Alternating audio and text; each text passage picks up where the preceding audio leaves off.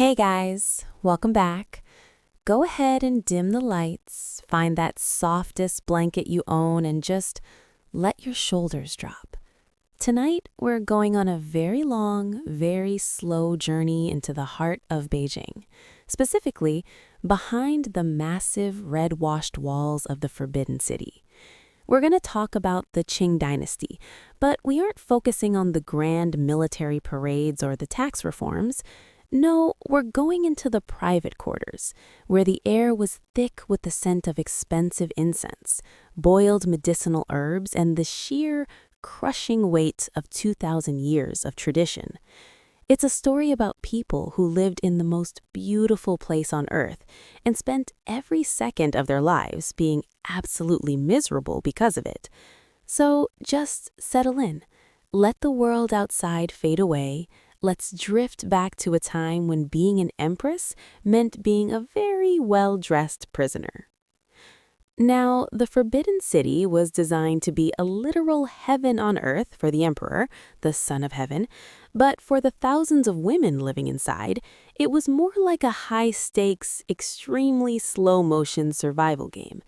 Imagine a place where your entire value as a human being is measured by the length of your fingernails and whether or not you can walk in a way that makes you look like a swaying willow tree while balancing on 4-inch wooden pedestals. Because why not make walking, a basic human function, as difficult and painful as possible?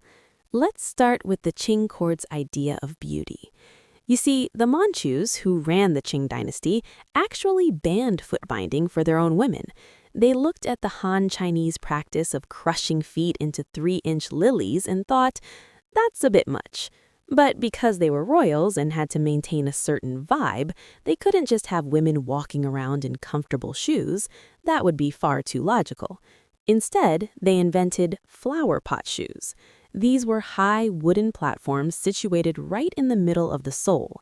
Imagine trying to balance on a small wooden block while wearing 10 layers of silk and carrying a headpiece that weighed about 5 pounds and was covered in kingfisher feathers and semi-precious stones.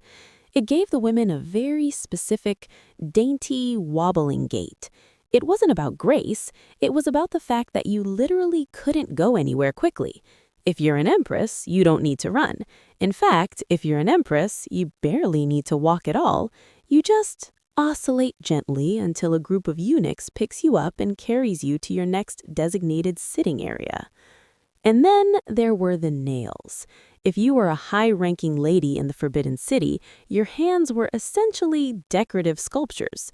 They wore nail guards, long, tapering sheaths made of gold, silver, or tortoiseshell, often encrusted with pearls. These guards were there to protect nails that could grow to be 6 or 7 inches long. Of course, if your nails are 7 inches long, you can't exactly peel an orange or tie your own shoes.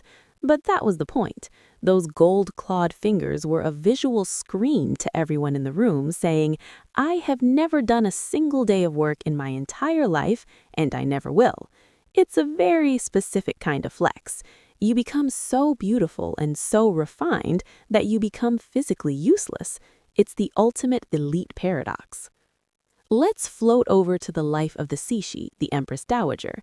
She's often portrayed as this dragon lady villain, but if you look at her daily beauty routine, you realize she was just a woman obsessed with fighting the inevitable passage of time in a very crowded house. She reportedly spent hours every morning having her hair done, and we aren't talking about a quick brush, we're talking about the O-wing style, a massive horizontal structure that looked like a black lacquered shelf sitting on top of her head. To keep this hair looking like a polished mirror, they used a special resin made from wood shavings soaked in water. It was basically 19th century superglue. If a single hair was out of place, the eunuchs in charge of her hair would be in serious trouble. There are stories of Cixi checking her comb after every session. If there was too much hair left in the teat of the comb, it was considered an ill omen, and the person holding the comb would start sweating. Because in the Forbidden City, everything was an omen. Everything was a ritual. Even washing your face wasn't just about hygiene, it was a performance. Cixi used a pearl powder made from crushed high-quality pearls, which she believed would keep her skin as white as jade. She also reportedly drank human milk every day, believing it was the literal fountain of youth. Imagine being a royal servant and having to facilitate the daily pearl grinding ritual, while knowing that if the powder isn't fine enough, you might spend the rest of the week in a very dark room thinking about your mistakes. The sheer amount of labor required just to keep one woman looking divine was enough to power a small city. But the blood-stained part of these beauty rituals wasn't just about the physical pain of the shoes or the stress of the hair. It was about the emotional toll of the selection.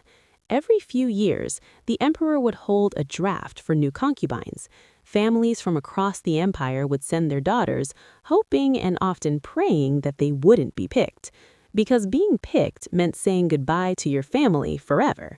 You entered the Forbidden City, and for many, you never left.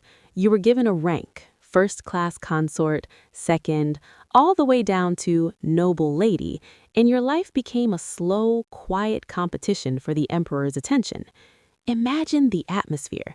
You're 17 years old, you're dressed in the finest silks, your face is painted with white lead-based makeup that is slowly poisoning your skin, and you're sitting in a room with 50 other girls who are essentially your rivals. You're waiting for a man you've never met to look at a small green tablet with your name on it. If he picks your tablet, you have a chance at power. If he doesn't, you spend the next 40 years playing chess with eunuchs and staring at the same red walls until you die of boredom or heartbreak. It's a world of enforced leisure. You couldn't cook, you couldn't clean, you couldn't even walk to the garden with an escort. So you obsessed over your skin. You obsessed over the embroidery on your sleeves. You spent 3 hours choosing which flower to put in your hair. The beauty was a mask for a very deep, very silent desperation. And the emperors weren't exactly having a relaxing time either. The Qing emperors were victims of their own greatness. Every second of their day was scheduled by the Bureau of Rites. They had to wake up at 4 a.m., they had to spend hours studying sutras, they had to eat meals that were 20 courses long, but they weren't allowed to take more than 3 bites of any single dish to prevent anyone from figuring out what their favorite food was and poisoning it. Think about that. You're the most powerful man in the world, and you can't even finish a bowl of dumplings because it's a security risk. You're surrounded by beauty, but you can't even enjoy a hot meal in peace. As we drift further into the night, we'll see how this obsession with ritual and appearance eventually started to crack under the pressure of the modern world. But for now, just picture those long, silent corridors, the clack of wooden shoes on stone, and the glittering nail guards catching the light of a flickering silk lantern. It's a world of gold and jade, but if you look closely, the paint is starting to peel. So, as we bring our 1.5-hour journey to a close, let's float one last time over the ruins of these secluded houses. The harem wasn't just a place of romance or scandal. It was a pressure cooker designed to keep the most powerful people in the world in a state of constant low-level anxiety. Whether it was the wax dolls of the Egyptian conspirators, the name damnation of the traitors, or the substitute kings of the Assyrians, these rituals were all attempts to control a world that was inherently uncontrollable. We look back at them now and see the snarky side of it, the absurdity of a king hiding from an eclipse or a queen renaming her enemies the blind slave. But beneath the dry humor and the weird etiquette was a very human desperation. These were people who lived in palaces of gold and linen, but they were terrified of the dark, terrified of their relatives, and terrified of being forgotten. They spent their lives performing rituals to ensure their immortality, yet today we mostly remember them as the screaming mummy or the king with the little neck.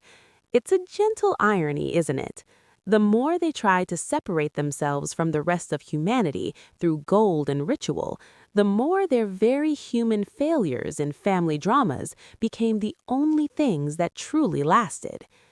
The desert has a way of smoothing everything out. The weaving rooms are silent, the wax dolls have melted into the sand, and the house of the secluded is open to the sky. So go ahead and settle into that pillow. The trials are over, the dynasties have faded. The sun has set on the Nile, and the ancient world is finally, mercifully, asleep. Good night. So, we've looked at the toxic lead on the face and the pearl in the well, but now let's float into the most private and perhaps most claustrophobic part of the Forbidden City, the bedroom. If you think the public life of an empress was restrictive, the private life was essentially a velvet-lined sensory deprivation tank. In the Qing court, sleep wasn't just rest, it was a regulated state of being. The empress's bed was a massive, boxy structure of carved sandalwood, draped in heavy yellow silks that shut out every sliver of light. But she wasn't alone. Oh no, privacy was a concept that simply didn't exist for the son of heaven or his consorts. Outside the bed curtains, on the floor of the bedroom, sat the night watch. These were senior eunuchs and lady-in-waiting who stayed awake all night listening. They listened to the empress breathe. They listened to her toss and turn. They recorded everything. If she woke up and coughed, it was noted. If she spoke in her sleep, it was analyzed for hidden meanings or signs of illness. Imagine trying to get a good night's sleep knowing that 3 feet away, a man with a notebook is literally auditing your snoring. And then there was the ritual of the flip. When the emperor decided he wanted to spend the night with a specific consort, he wouldn't just walk over to her room. That would be too casual. Instead, at the end of his evening meal, a eunuch would present him with a large silver tray holding green-tipped wooden tablets. Each tablet had the name of a consort on it. The emperor would flip over the tablet of the woman he wanted, and the machinery of the palace would grind into gear. The chosen woman would then be prepared. And by prepared, I mean she was stripped naked, wrapped in a large red feathered robe, and carried on the back of a eunuch to the emperor's bedroom. Why was she naked? Of course, security. They had to be absolutely sure she wasn't hiding a dagger or a vial of poison in those voluminous silk sleeves. It's the ultimate indignity. You're a high-ranking noblewoman, a consort of the first rank, and you're being delivered like a burrito because the emperor is too paranoid to let you walk in your own clothes. But as the 1900s rolled in, this whole system began to look less like a divine order and more like a very expensive, very sad puppet show. Let's talk about Puyi, the last emperor. He was crowned when he was just nearly 3 years old. Imagine a toddler sitting on a massive cold throne in the Hall of Supreme Harmony while he just wanted to go play with his cricket jar. Puyi's childhood was a masterclass in emotional neglect disguised as worship. He was told he was a god, but he wasn't allowed to have friends his own age. His only companions were the eunuchs who, being human and often quite bitter about their own situation, either spoiled him rotten or terrified him with ghost stories about the shadow people living in the palace attics. He had a wet nurse named Wang, who was the only person who ever showed him real affection. But because the court officials thought he was becoming too attached to her, they simply sent her away one day without even telling him. He spent days crying for the only mother figure he knew, while the servants bowed and offered him gold-plated toys he didn't want. Puyi's beauty rituals as he grew up became increasingly surreal. He was the first emperor to wear glasses, which was a huge scandal. The imperial physicians argued for years that the Son of Heaven couldn't possibly have imperfect vision. To suggest he needed spectacles was essentially blasphemy. Eventually, his English tutor, Reginald Johnston, had to fight the entire bureaucracy just to get the kid a pair of lenses so he could actually see the people bowing to him. By the time Puyi was a teenager, the Forbidden City was a ghost town. The empire had become a republic in 1912, but through a weird legal loophole, Puyi was allowed to stay in the palace. He lived in a bubble. Outside the walls, China was changing. Automobiles, telephones, and revolutions were the new reality. Inside the walls, the eunuchs were still lighting incense to the ancestors and pretending it was 1750. Puyi used to ride a bicycle through the ancient courtyards, having the high wooden thresholds of the palace doors sawed off so he didn't have to stop. It's a perfect metaphor for the end of the dynasty. A boy on a Western bike, literally cutting away centuries of proper architecture just so he could go a little faster in a circle. The end of the blood-stained beauty era came in 1924 when a warlord finally kicked Puyi out of the palace. He was given 3 hours to pack. The eunuchs, who had spent their entire lives in the service of the throne, were suddenly tossed into the streets of Beijing with nothing. The yad skin, the nail guards, and the flower pot shoes were all left behind, scattered in the dust of the abandoned apartments. The Forbidden City became a museum, a place where tourists now pay $20 to walk where emperors once bled. But if you visit today and you find yourself in one of those narrow back alleys near the wells, you can almost feel the weight of it, the weight of thousands of women who spent their lives painting their faces with poison, waiting for a green tablet to be flipped, and wondering if the beauty they were forced to maintain was ever worth the cost. So let the silence of those empty palaces settle over you.